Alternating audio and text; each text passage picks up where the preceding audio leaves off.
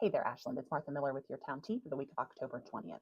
So at Council this week, our Planning Department presented their annual Ashland by the Numbers presentation. I'm not going to go into a bunch of details on that, but there's a ton of great data in that around kind of median rent, income, kind of all that demographic data that we look at annually to help us plan for the future. So if you're interested in kind of the growth patterns here in the town of Ashland and things like that, please check out that presentation on our website.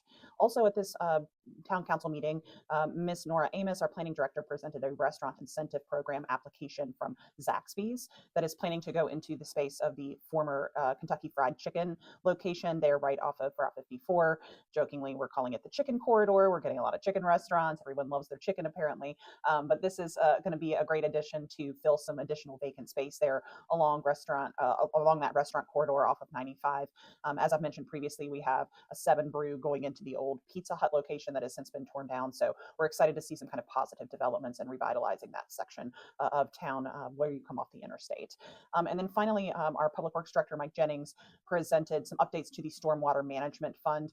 One thing I'll mention specifically as that was proposed as part of that is connecting some of our residents that are still kind of on well and septic to the Hanover County utilities.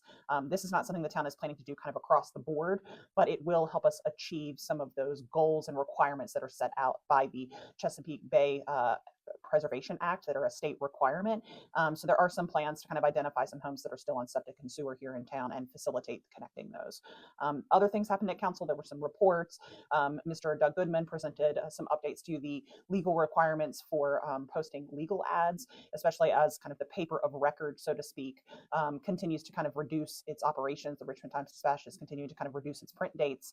And so if you're interested in that, you can tune in. But of course, any kind of public hearings or anything that we have, you can always find those advertised on the town channels if you're looking for a consistent place to get that information. We're always really prioritize being transparent about those. So please subscribe to the newsletter, check our website if you're looking for a consistent location for that information. Also this week, actually on Wednesday evening, we had the candidate forum for town council candidates. As I mentioned before, there are 4 candidates running for 2 open seats. Election day is on November 4th. Of course, early voting has been going on, but if you haven't voted yet, I would encourage you to kind of check out parts or all of that forum.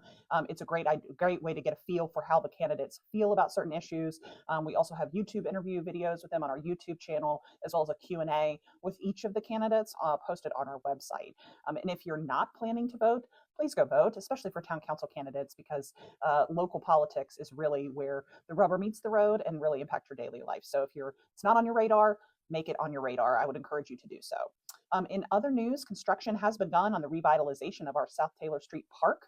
If you're living in that neighborhood or driving through that neighborhood and you see a bunch of activity, that's what's going on there. There's more details again on our website, but we're looking at we'll be expanding to a full basketball court there, as well as some other improvements. So we're really excited about that project, which is anticipated to be complete kind of early 2026, January, February timeframe. The artist residencies that I mentioned last Town Tea, that application process is open. That's again a collaboration between the town and Hanover Arts and Activity Center. You can find more information and a link to that application on our website, as well as Hanover Arts and Activities has information on that as well. Speaking of Hanover Arts and Activities, if you don't have plans this weekend, the Off the Rails Festival is on Saturday.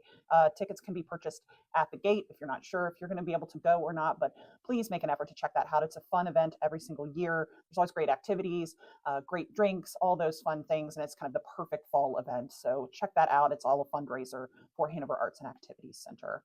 And that's about it for Town Tea. I'll give one more plug. Please go out and vote.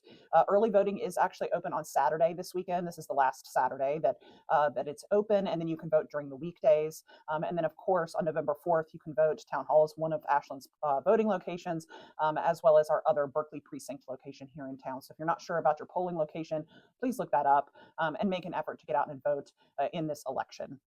And finally, I just want to add a note to let our community know that for those of you that may be impacted by the government shutdown in one way or another, whether that's resources or salary interruptions, if you're not being paid currently, our thoughts are with you.